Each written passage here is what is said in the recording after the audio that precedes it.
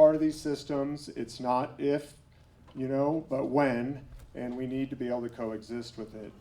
And there's a number of ways to do that, and we all have a role in that. Creating a fire-adaptive community, it's not easy, it's not cheap, it doesn't happen overnight, but it can be done. And there's a lot of great examples of fire-adaptive communities in the Western United States. And so it's no different. We can do it in Alpine County, but it's going to take effort, and it's going to take all of us working together. One individual property owner can't do it, one neighborhood can't do it. It's going to take every individual, including the agencies, working together to make it happen. And so your local emergency services, CAL FIRE, the Alpine Fire Safe Council, they're responsible for engaging, educating, and they can help get fuels treatment work, defensible space created on private property. The land management agencies, the Forest Service and the BLM being the primaries in the county, but the state also has a dog in the fight. We're responsible for supporting the communities and conducting fuels treatments on the adjacent lands that surround these values at risk, these communities. And then lastly, you, the citizens, have the ultimate responsibility to keep yourself safe and to protect your property. And you do that by, one, having an evacuation plan. When you're asked to evacuate immediately and orderly.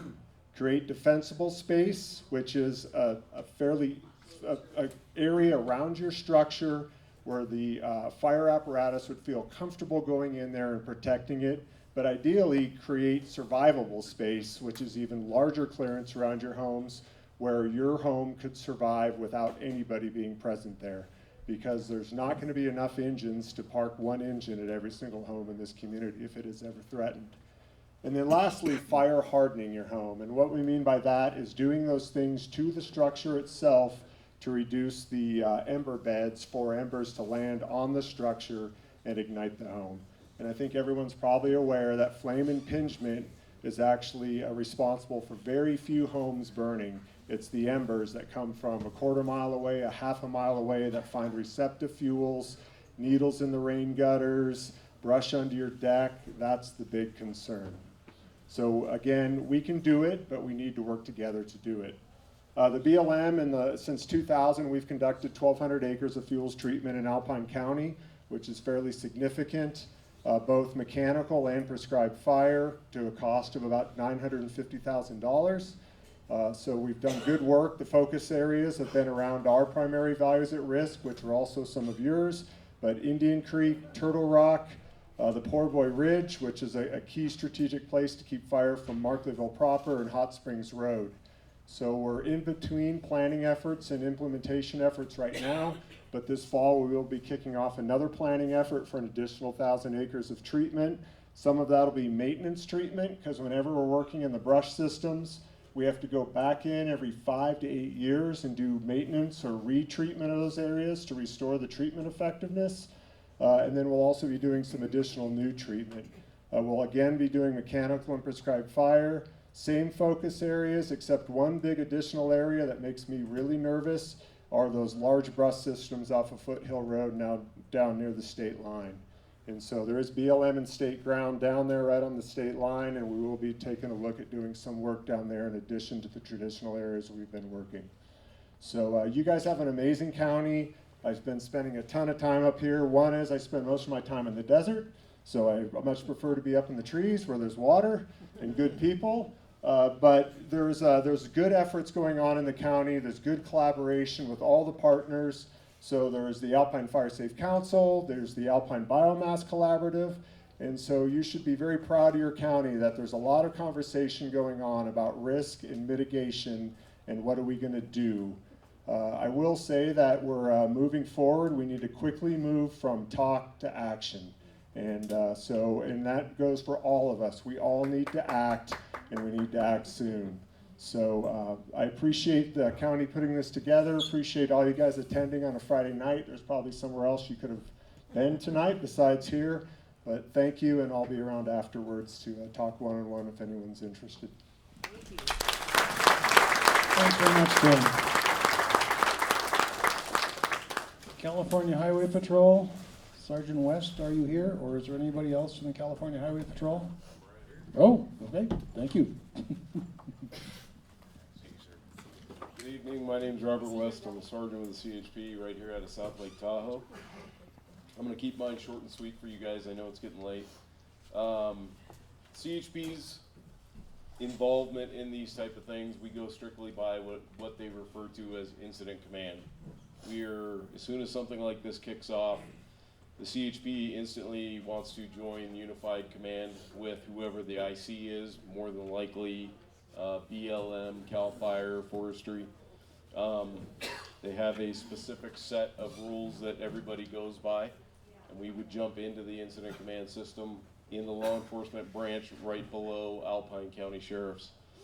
Our primary response to a location such as this is going to be to shut off and control access and egress into and out of the area.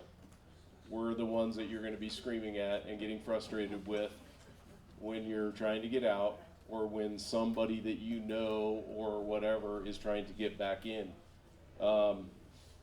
Some of the major problems that we experience on these things, and trust me, I've been involved in a lot of them and a lot of big ones, is, well, they've already covered it multiple times here. Number one is people not listening.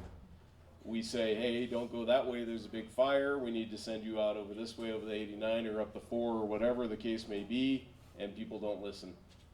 Or they're trying to do the opposite because they think they know better than the individuals that are out there in the field dealing with situations. There's a lot of times too where folks are not thinking logically in specific situations. When I say logically, I mean when you get to the point of a large fire such as that one, and I used to work in Chico, I know exactly what occurred there. People don't think of certain things such as the vehicle that you may be using to get out of an area uses oxygen when you're driving the vehicle. It uses water that evaporates with heat. It uses fuel, like they said, people running out of gas and stuff like that. Being prepared to exit is a big deal. Making sure you have, especially locals, identification with you every time you leave. If you go down to Gardnerville, go to Costco, something like that, something big occurs, if you don't have something showing us that you're supposed to be in here, you're not getting in. It's that simple. And it's not, we're trying to be, hey, we're, bad guys or whatever, but if you start letting people in, and trust me, I've seen it on many of the fires where you get these people that have absolutely nothing better to do on a Tuesday afternoon than to drive into a fire scene, clog the shoulders and take selfies and watch trees burn. That's why we don't let people in. And it becomes a very big mess. So our second thing after we start getting resources to the area is going to be assisting Alpine SO with things such as getting people out. Because of the certain types of large events that have been occurring, the Highway Patrol has come up with a thing called special response teams. We now have specific officers that are designated to respond to locations rapidly, and each one of our 12 divisions has these things in place. So if something like that occurs here, mutual aid is requested, and then we can respond, those rapid response teams, and get no less than 20 officers in this area within just a matter of time that it would take them to drive here. So that they have done right. Other than that, we, like I said, are going to be as part of the incident command, and we don't come, the Highway Patrol itself is not going to come in with one primary, this is our game plan. These things don't work that way. We have to be flexible. Incident command, whoever's running the show, generally will ask us to shut down a highway, we will. We have to be prepared to open things back up, move people different directions, different routes. So when it does occur, because it's a when, not an if, you have to try as hard as you can to be prepared, but be patient as well, because these things are rapidly changing. All right, thank you.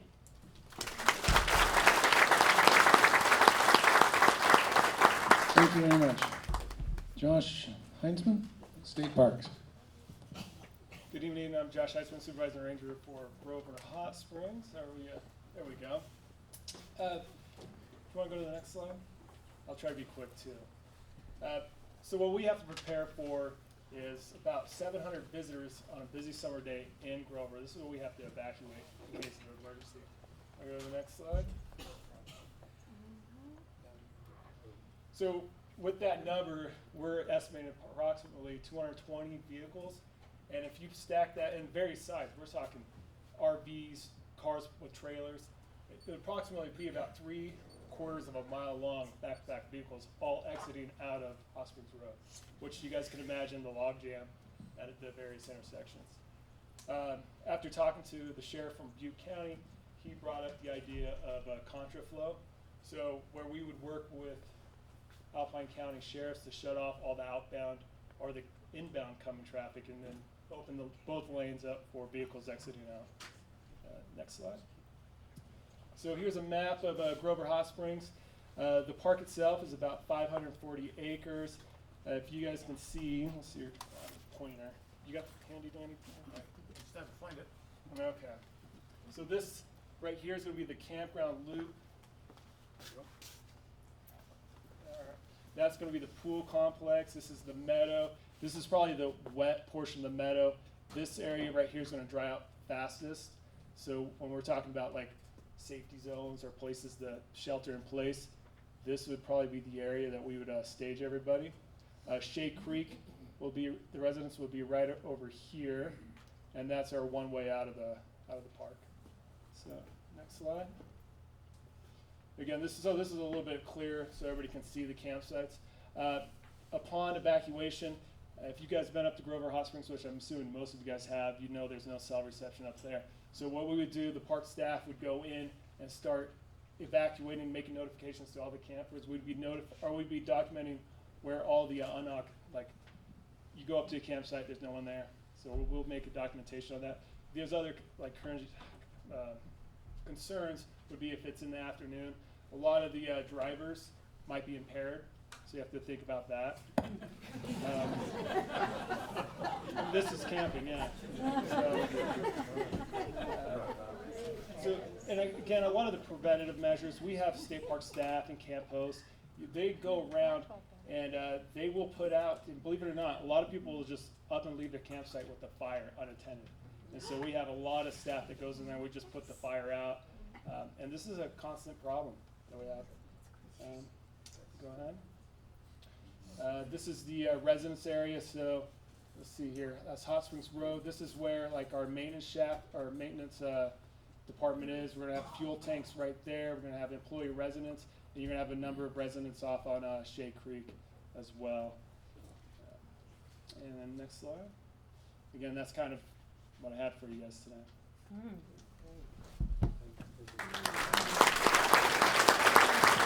Thanks very much, Josh. John Baker, Alpine Unified School District.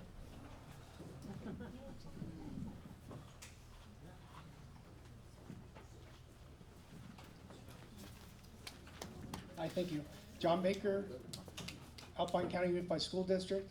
So all of you are aware we have the 3 schools that we're dealing with, the Early Learning Center, Diamond Valley, and then Bear Valley. I stopped by the school today and I printed out our comprehensive school safety plan. It's about 200 pages long. If anybody wants to read it, I'll leave it here. So basically, I don't know if anybody's aware, but the school's done a really good job of getting radios that are patched into the sheriff's department and the fire department. So if anything is going on that's a major disaster, the school district is monitoring those radios, and they usually know before any of the incidents happen, so that when Chris calls and says, hey, we have a problem, this is what we're gonna do, usually the school district's aware of that before it happens. The three things the school is concerned about is shelter in place, getting out into the ball fields, or transportation. So depending on what the disaster is and where it is going to dictate what we're going to do with the school, with the students.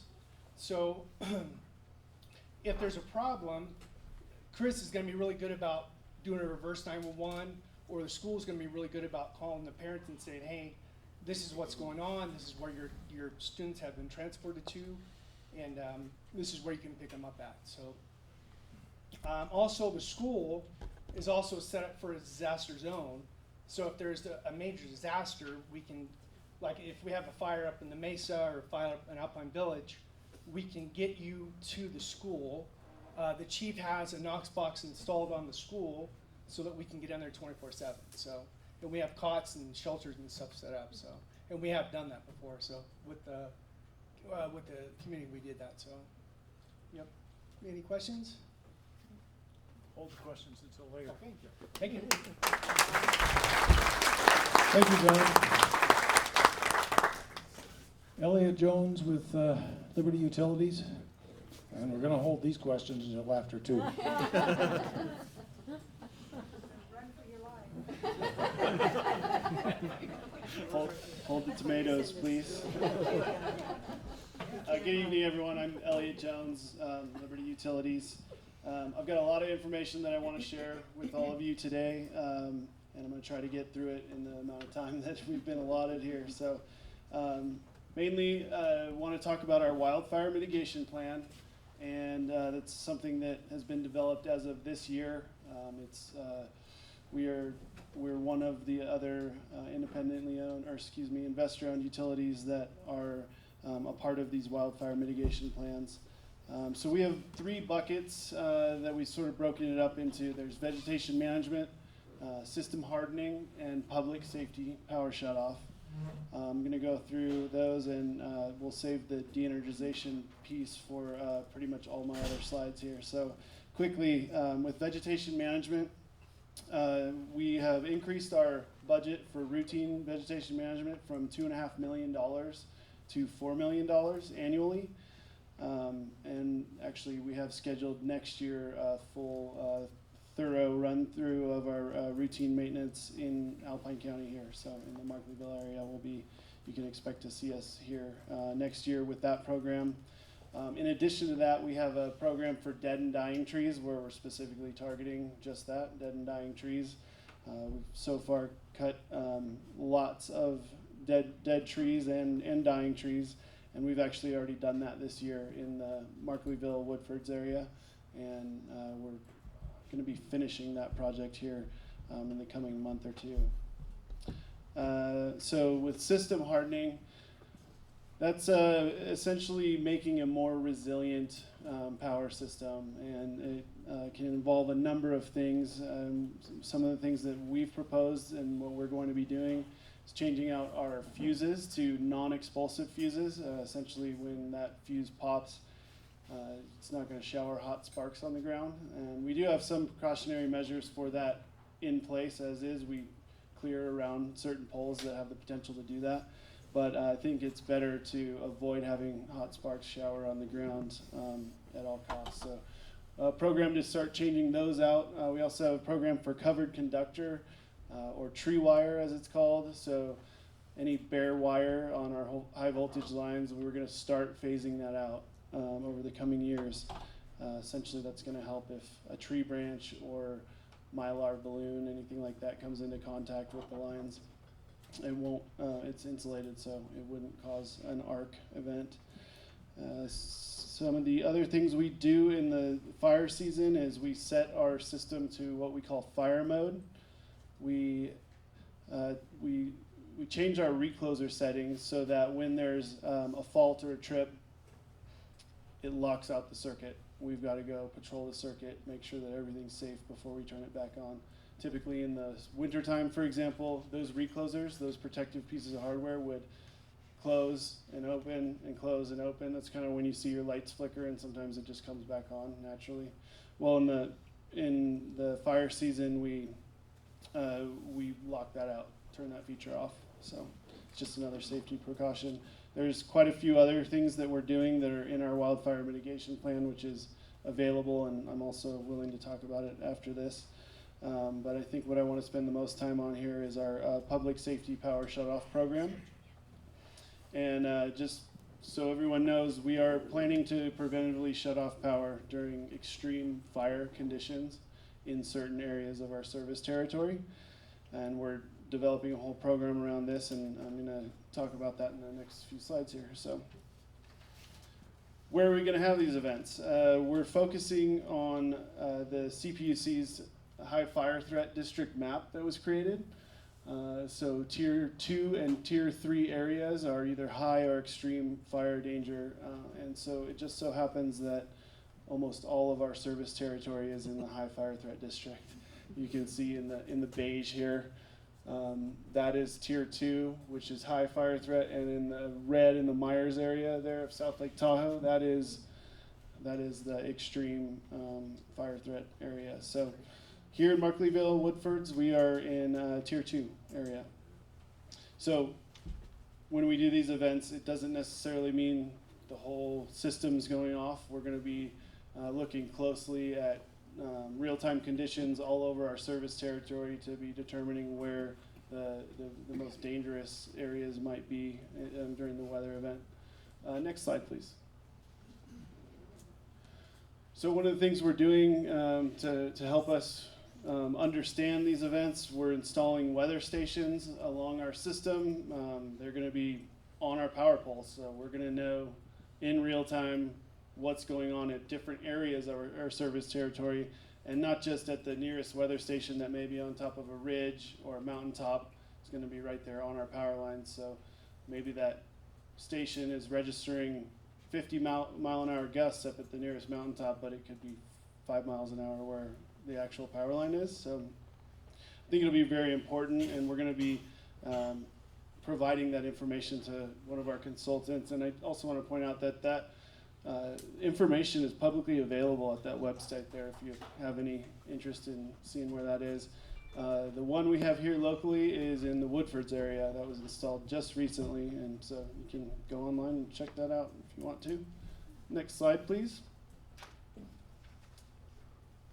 So in order to wrap our arms around this, it's quite a daunting task. We've hired a consultant that are fire scientists, meteorologists, their whole team of analysts that can help us develop criteria for when one of these events will happen. So you can see just some of the things that they're looking at: energy release component, the Keach-Byram drought index, and then certainly we've probably all heard of red flag conditions, where we have low humidity, high temperatures, and high sustained wind speeds or wind gusts.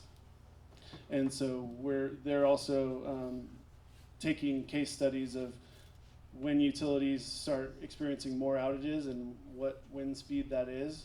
And what we're finding with our partner utilities is that sustained gusts of approximately 25 miles an hour or more is where we really start to see that outage rate or reliability rate accelerate. So I think you'll see that being a point. Other things like the Fosberg Fire Weather Index, a lot of things that I'm not real familiar with, but our fire scientists are. So next slide, please. Okay, so through our consultant who's developing this tool for us to take all of those factors into consideration so that we can determine how dangerous the fire conditions are. They're going to be providing us with forecast data, a tool that's developed just for us, and also information that can be shared with our local agencies if they're so inclined.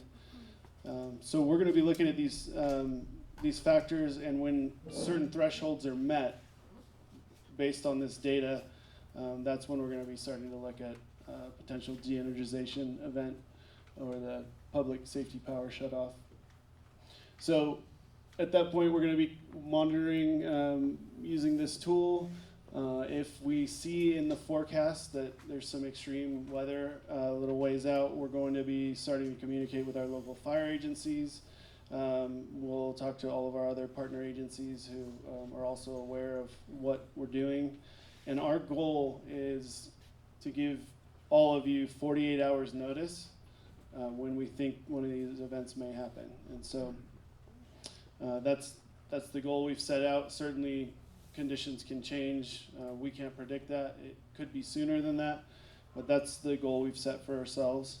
And on that note, we could really use all of your help so that we can better communicate with you. If you have any billing information, I mean, if you're our customer, we have your billing information, and that's how we are planning to reach you, to communicate with you. So if you got a new cell phone or a new email address, anything like that, if you could reach out to our customer service department and make sure that we have your most up-to-date information, that'll give us the best chance of calling you. We have a system in place somewhat similar to our local partner agencies where we can send out a mass text or email, phone call, voicemail. So please update your information if possible so we can get the word out. In addition, with our partner agencies who have other means of communication, we're really working with them so that they can communicate our message to everyone. So. Next slide, please. So during the event, obviously we are going to be monitoring the conditions, and when they start to subside, and as these events are happening, we want to be in constant communication with you, our customers, and also our agencies. And once the thresholds have come to an acceptable level and it's time to turn the power back on, we have to re-energize the system. And that's a whole process in its own. So turning the power off, in some cases, it's the flip of a switch or the push of a button. To re-energize lines, we can't just turn that switch back on. We have to go make sure that there wasn't a tree or anything else that may have fallen on the lines during that event or that high wind event. So we're going to be actively patrolling the lines, making sure they're safe before we turn the power back on, and we just want people to know that that's a process and that can take quite a while. And so we just want to be, as forthcoming with you all as possible and try to prepare you. At this point, we don't know how many events there will be, if any, in this area, but we wanted to share with you the plan that we have thus far. So with that, I think I'm going to be around for questions afterwards. Thank you all very much for being here. Thank you, Elliot. I can testify that their notification system does work, but you may want to go onto their website and give them your cell phone number and your email address. But it does work. Alpine County Health Department. Tim Streeper, where'd you go? Dr. Johnson's gonna go first. Oh, there you go. My bad. Are you going to do the raffle too? No. Thank you. I'm Rick Johnson. I'm the health officer for, which county now? Alpine County, mine. It's getting late, right? What time's breakfast? I'm just kidding. The Marines have a saying, the few and the proud, right? You've heard from what seems like many tonight, but they are the few and the proud for a good reason, and that is because what they do with excellence, right? There are not a lot of folks that would respond to a disaster, and you've heard almost everybody say mutual aid.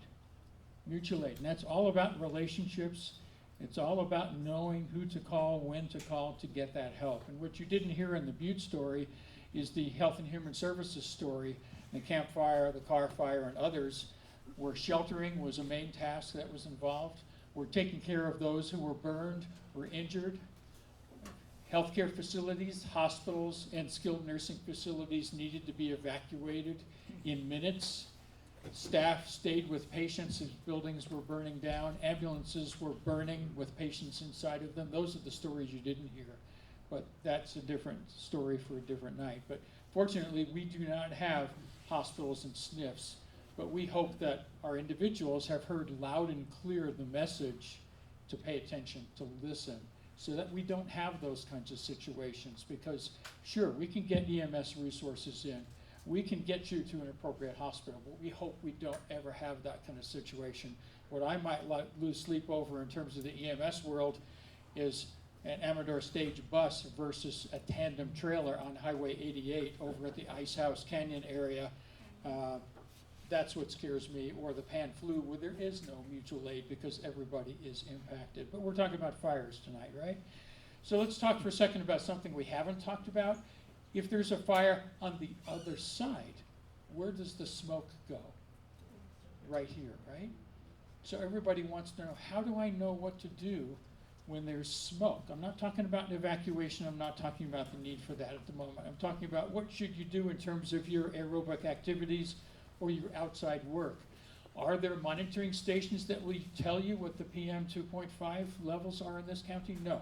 Great Basin Air Pollution Control District does not have any stationary permanent monitoring system in Alpine County. They do have portable monitors that can arrive here very quickly. They have one weather station in Kirkwood, but we are working with them so that if there is a fire or a smoke hazard, they will bring these portable stations in and we can tell you. However, if you look outside and the visibility is less than 3 to 5 miles, you need to think about altering your outside activities. If the visibility is less than a mile, why are you outside? Unless there's something life-threatening going on that forces you to be outside. So I've got some nice colorful handouts here that I'm going to leave over there, but that will also be on our website that will give you that kind of guidance. Depending on what your visibility is, when Great Basin does not have any monitors here, you can get some guidance depending on whether you're in group 1, 2, or 3. Are you a young kid with no asthma and totally healthy? Okay, that's one story. Are you a person with seasonal allergies, or you have to work outside occupationally? That's another story. Are you like people like, I see a lot of us our age here, who have probably some chronic pulmonary disease or heart disease? You ought to be thinking seriously about altering your outside activities when that smoke does arrive. The next question everybody asks is, well, what about N95s? You know, what about those masks that I can go to the hardware store or the paint store and buy, right? If I advise you as a worker in the county to get one of those masks and wear that while you are working, I am going to require a medical evaluation and fit testing. So you're a member of the public now. So should you wear a mask? Well, I bet you're in one of those groups that does have some chronic pulmonary disease or asthma or heart disease or whatever. So my concern, if I say, well, you can go get a mask, is you're going to go outside in spite of the fact that I'm telling you you shouldn't go outside. So you can see that's a problem that we have with that. So N95s, okay, they provide some help. There is a risk to them. You can't really wear them effectively for any length of time without getting very short of breath. So that's a problem. If you want to talk to me some more about that later on a different day, that's fine. Switching gears for a second, power outages. If we have a prolonged power outage of 48 hours, that food in your fridge is no longer fit to eat. So we're going to have some problems there, right? And so with the WILDFIRE last winter, we started issuing some guidance about what to do with your food, what kinds of foods to be worried about, to throw out, to preserve, and that sort of stuff.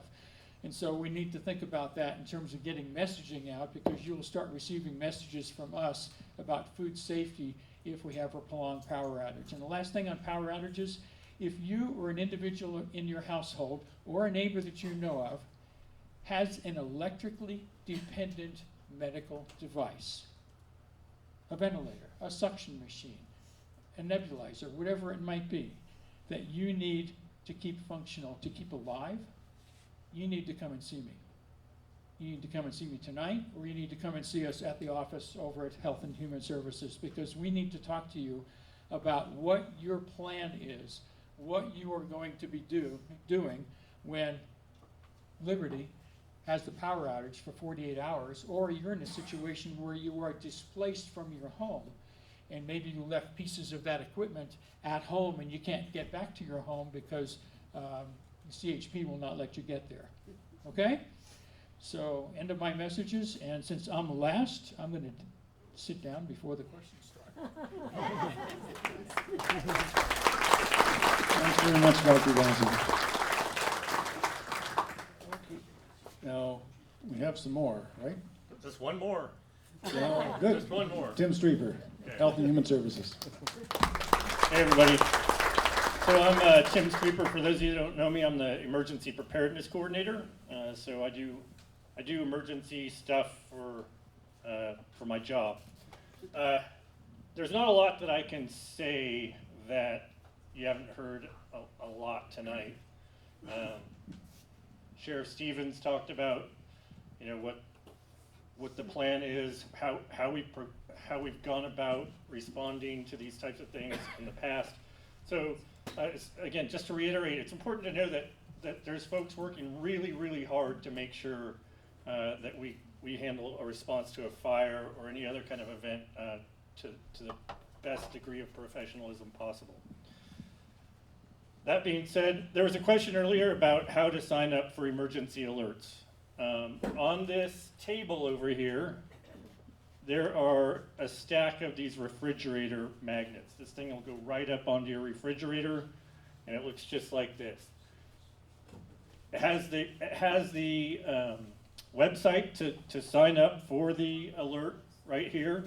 If you don't have a computer or aren't savvy enough to use a computer to sign up, call Christine over at Dispatch and she'll talk you through it. And so her contact information is up there.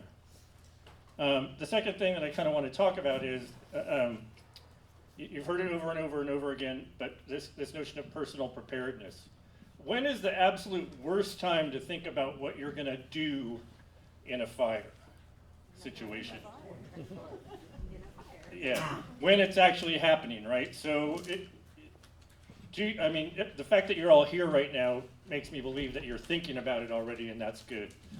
But there's some things to think about are, like, what are you going to do? How are you going to communicate with your family members? Okay, what if your cell phones don't work? Do you have a plan? Do you know where each other are? These are things that you need to talk about ahead of time and make sure that you have a plan for figuring out how you're going to communicate. If you have to evacuate, which is likely in this scenario, have you thought about what you're going to take? What do you need to take with you? Your 42-inch color TV set? Okay, probably not. Also on this table over here, there is a sheet of things, and I got this I stole this from the El Dorado County Sheriff's Department. They call them grab lists. So you can take this refrigerator magnet and fill out this grab list with the things that you need. And it says, if you have 5 minutes, what you're going to take. If you have 30 minutes, what you're going to take. And if you have an hour or more, what are you going to take? Make that list. Put it on your refrigerator. It's right there. Be aware of the things that you need to take. How many have pets? Okay, we heard about this, okay? People died in the fires up in Butte County because they wouldn't leave pets behind, okay? I know I have dogs, they're like my kids. I wouldn't ever leave them alone. I've got to have a plan for my dogs, okay? So make sure you've got food and water for the dogs. Think about a plan for them. If the evacuation order does come, where are you going to go? Does everybody know where they're going to go? Who doesn't know where they'd go if they got asked to evacuate? Okay, so I wouldn't admit that either. Okay. So assemble an evacuation kit. So this goes along with what are you going to take? What do you need? So here in a few minutes, we're going to raffle off some of these Go kits that I put together with funding from the health department. And they have a few necessities in them: flashlights, snacks, some water bottles, handful of other things. But the stuff that's in there isn't the most important part of an evacuation. The most important part of being ready to evacuate is knowing what you're going to do, okay? There's some cards that, for those of you that are fortunate enough to win one of the beautiful bags that were put together, that have, yeah, thank you, Elliot. It's my own Vanna White over here. So, we just met, so. So again, but things to include are like, extra drinking water. Put those important documents someplace. Make copies of them. Put them you know, in your bag or someplace where you can grab them and go. Leave them in your car for that matter, because you're probably going to be evacuating in your car. So just some things to think about. Again, this has been said 100 times tonight, but I'm going to say it one more time. Do not rely on the sheriff's department or the fire department to come knocking on your door to tell you to get out. There is fewer than one first responder for every 50 residents in this county. So do the math. Hey, Sheriff, can you make it to 50 houses? And I'm getting a little older. All right. Okay, so with that being said, that's my message. Make a plan, don't rely on everybody else. And now let's give away some backpacks. So you want to bring? Okay. And I'm going to ask Supervisor Griffith to do the honors here and pick out some names. Nope, you can't pick your own. Not me. Les Albert. Alright. He lives on the Mesa. He's going to need this. All right.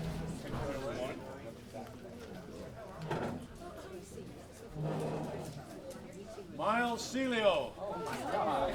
Very nice. My house. Back door with me. He lives on the Mesa too. There's a mess. It's Mesa covered. Mary Young. Oh. Nope, it was behind you. Right behind you. All right. Thanks again, everyone, for coming. Okay, thank you very much, and we'll take questions if there are any. One thing I'd like to mention, there's over 100 of you came here tonight, and that's great.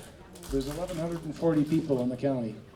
And so there's some of you that obviously are not here, so please try and pass these messages on to your neighbors. Thank you. Questions for any of the people? Rich? I have a question for Tim from BLM and Mike from Forest Service. Tim from BLM and Mike from the Forest I'm Service. not sure who runs it, but the helicopter that's stationed right above Markletville, is that going to be something we can count on? I have seen that chopper go and hit fire last summer, really fast, really early, right above Grover Hot Springs. And I think that is one of the most essential pieces of equipment we've got right here in the county. And I'm just hoping that.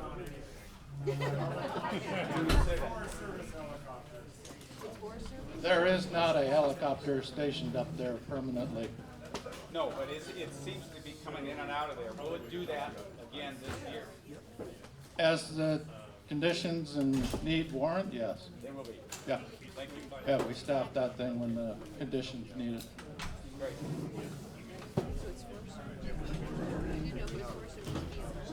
Go ahead. This is awesome. Thank you all for coming. Have a good night. Go ahead.